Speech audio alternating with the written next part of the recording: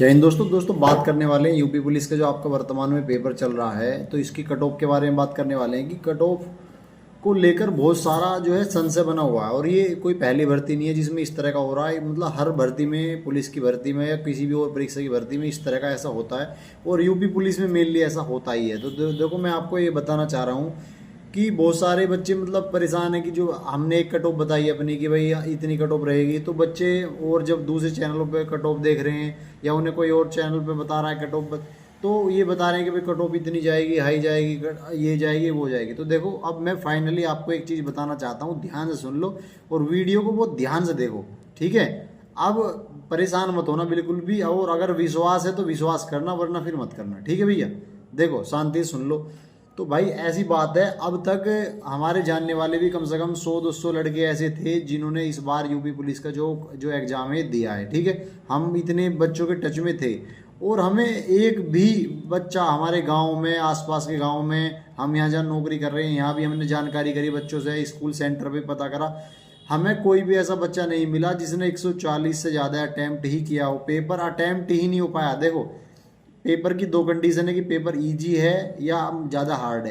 तो पेपर को सब कह रहे हैं कि भाई इजी है, मतलब कुछ सेक्शन तो इजी है, कुछ सेक्शन जो है हार्ड है। जीएस को मेनली सब हार्ड बता रहे, और तीनों सेक्शनों को सब क्या बता रहे, इजी बता रहे।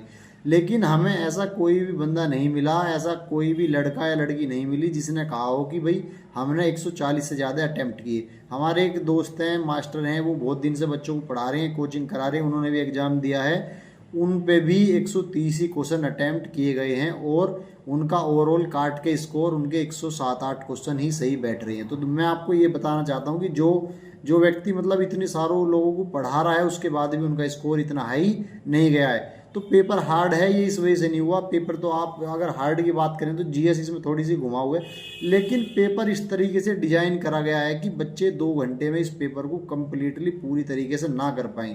पेपर को इस तरीके से बनाया गया है कि रीजनिंग कहीं दे दी, जीके कहीं दे दी, मैथ के सवाल आधे कहीं दे दिए, हिंदी के सवाल आधे कहीं दे दिए। तो इस पेपर को जानबूझ के इस तरीके से डिजाइन करा गया है जिससे बच्चे इस पूरे जो पेपर को है कंप्लीटली समय में 2 घंटे में पूरा ना कर पाएं। और यही मेनली रीजन है कि बच्चे जो है परेशान हुए और बच्चे पूरे पेपर को अटेम्प्ट नहीं कर पाए। तो मैं आपको, अब वीडियो में बने रहो, मैं आपको बताऊंगा कौन सी जो शिफ्ट रही वो सबसे हार्ड रही, जो बच्चों के अकॉर्डिंग जो आपने डाटा दिया है, और कौन सी जो रही वो सबसे ईजी रही। तो मैं आपको बताना चाहता हूँ कि जो 25 अगस्त की जो पहली शिफ्ट थी वो सबसे ज़्यादा, मतलब इन पेपरों के कंपैरिजन में वो इनके मुकाबले ईजी रही। उसका ईजी रहने का एक मेन रीज़न है। उसका रीज़न क्या है? पहली चीज़, अगर आपने सारे पेपर देखे हो, 23 तारीख का भी, 24 तारीख का भी, 25 तारीख का पेपर अगर आपने देखे हैं, तो आपको तुरंत आइडिया लग जाएगा कि सब में क्या है, मतलब खिचड़ी बना रखी है कि रीजनिंग के आधे सवाल कहीं, मैथ के कहीं, रीजनिंग के कहीं, हिंदी के कहीं, इस तरह से कर रखा। लेकिन अगर आप 25 तारीख की शिफ्ट का, पहली शिफ्ट का पेपर देखोगे तो उसमें बिल्कुल अच्छी तरीके से सेक्शन वाइज पेपर दे रखा। शुरुआत में जीके के सवाल दे रखे 38 तक, फिर रीजनिंग के पूरे सवाल हैं, मतलब रीजनिंग और मैथ में थोड़ा बहुत मिक्स है, नहीं हिंदी बिल्कुल अलग है, और मतलब बिल्कुल वो एक व्यवस्थित तरीके से पेपर दे रखा, और इसी कारण जो बच्चे हैं उसे ईजी बता रहे। दूसरा, उसमें जो जीएस है, उस पेपर में जो जीएस है वो बहुत मतलब उन पेपरों के मुकाबले ईजी है, ठीक है। अब हार्ड 25 तारीख की शाम को जो सबसे ज़्यादा हार्ड बताया जा रहा है, उसको हार्ड बताने का मेन कारण है जीएस। उसमें जो है जीएस उसमें बहुत ज़्यादा, देखो जीएस उसमें बहुत ही ज़्यादा हार्ड लेवल की पूछी गई है। अगर हम 25 तारीख की सुबह की बात करें तो जीएस में कम से कम अगर किसी की अच्छी तैयारी है तो वो 27, 28, 25, 26, 27 तक सवाल निकाल लेगा। और जो हल्की तैयारी वाले, तो जो 25 की शाम को जिनका पेपर है, जिनको मान लो, एक बात समझो कि जिनकी जीएस आई, वे चाहे किसी की कितनी भी अच्छी तैयारी हो, वो 20 भी सवाल इसमें नहीं पकड़ पा रहा है, ठीक है। तो इसलिए इसे हार्ड बताया जा रहा है। दूसरा, फिर वही खिचड़ी बना रखी है, ठीक है।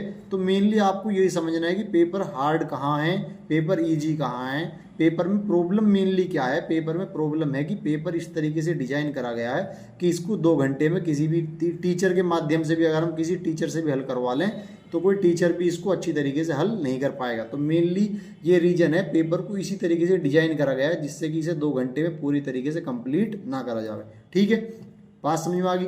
अब बात करते हैं कौन सी शिफ्ट की मैंने बता दी तुम्हें, 25 की जो पहली शिफ्ट है वो हमने भी पेपर देखे हैं, और वो इजी मैंने बता दिया क्यों, क्योंकि उसमें एक व्यवस्थित तरीके से पैटर्न दे रखा है, रीजनिंग अलग दे रखी, जीके अलग दे रखा, मैथ अलग दे रखा, हिंदी उसमें अलग तरीके से दे रखी है, और जितने भी सेट है सब में खिचड़ी बना रखी, तो इसलिए इसे ईजी बताया गया। दूसरा ईजी बताने का मेन रीजन है उसमें जो है जीएस है वो आसान है, ठीक है।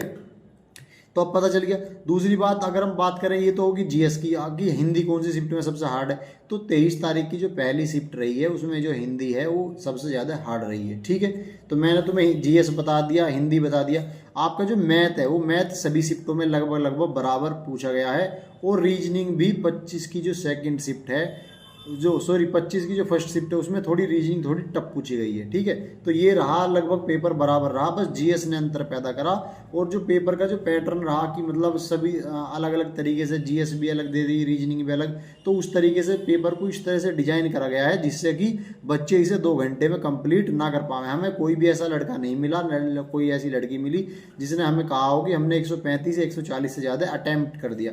तो एक बात बताओ, अगर कोई देखो इसमें जो मतलब ज़्यादातर अटैम्प्ट हुआ 120, 115, 125 तक मैक्सिमम लोगों ने अटैम्प्ट करा, और कोई भी बंदा देखो, कट ऑफ बताऊंगा, वीडियो को ध्यान से सुन लो। कट ऑफ मैंने पहले बता दी, लेकिन अब मैं समझा के बताऊंगा कि हम इतनी कट ऑफ क्यों बता रहे, आखिर इतनी कट ऑफ क्यों रहने वाली है वो बता रहे हैं हम, ठीक है।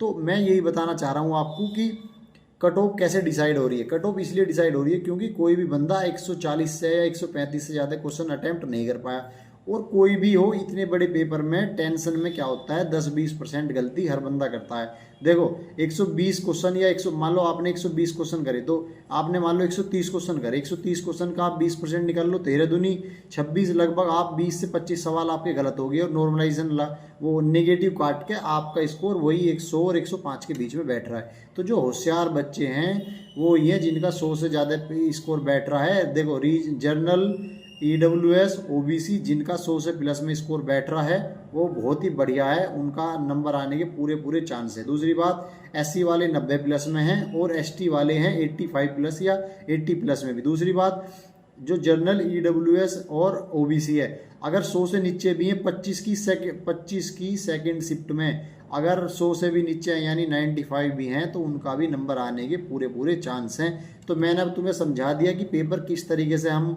मतलब इस कट ऑफ को बता रहे हैं। देखो हमने भी बहुत कई एग्जाम दिए, ऐसी बात नहीं है। 49,568 वाली भर्ती में हम भर्ती हुए, जनरल कैटेगरी में थे हमने भी एग्जाम दिए, हमारे भी 224 नंबर थे, और उस पेपर की जो कट ऑफ थी आपको पता है, उस पेपर की जो कट ऑफ थी 193 पे गई थी final cut off civil police के लिए, ठीक है।